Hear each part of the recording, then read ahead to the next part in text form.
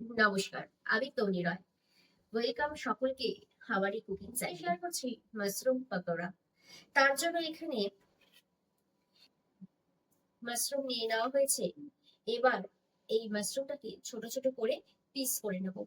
কিন্তু সবার প্রথমে যেটা করতে হবে, এটাকে সুন্দর করে গরম জলে একটু ধুয়ে নিতে হবে।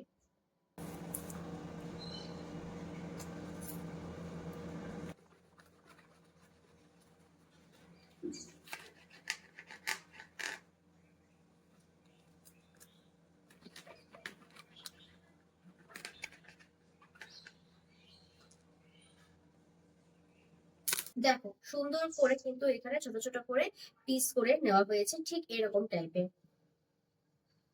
এবার এটাকে গরম জলের মধ্যে কিছুক্ষণ ভাপিয়ে নেব, মোটামুটি ওই 2 থেকে 2.5 মিনিটের মতো। জলটা দিয়ে হালকা একটু বলক উঠে আসলেই এই মাশরুম গুলো দিয়ে দিতে হবে।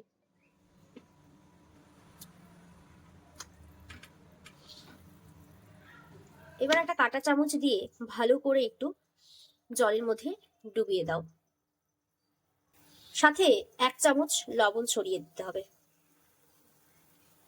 এবার জল থেকে ছেঁকে ভালো করে এভাবে তুলে অন্য একটা পাত্রে রেখে দিতে হবে। একটা বোলের মধ্যে 2 চামচ চালের গুঁড়ো, 2 চামচ বেসন, একটা কুচনো পেঁয়াজ, দুটো কুচনো কাঁচা লঙ্কা, তার মধ্যে 1 চামচ লবণ, হাফ চা চামচ হলুদ গুঁড়ো, হাফ চা চামচ লাল লঙ্কার গুঁড়ো এবং 1 কাপ পরিমাণে জল দিয়ে ভালো মতন একটা ব্যাটার তৈরি করে নিতে হবে।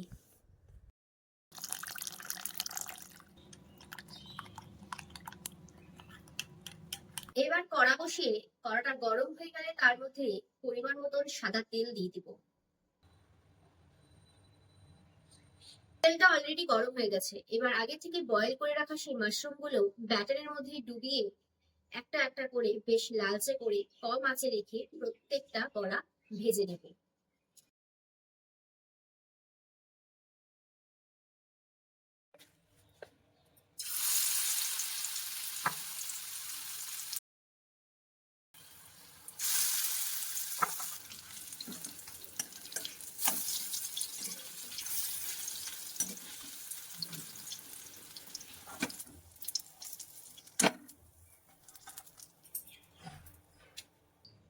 যারা তোমরা মাশরুম খেতে খুব ভালোবাসো তাদের জন্য কিন্তু আজকের এই রেসিপি কেমন লাগলো অবশ্যই কিন্তু জানিও। দেখা হচ্ছে আবারও খুব তাড়াতাড়ি অন্য আরেকটি রেসিপির সাথে। সবাই খুব ভালো থেকো। জাস্ট ফাটাফাটি।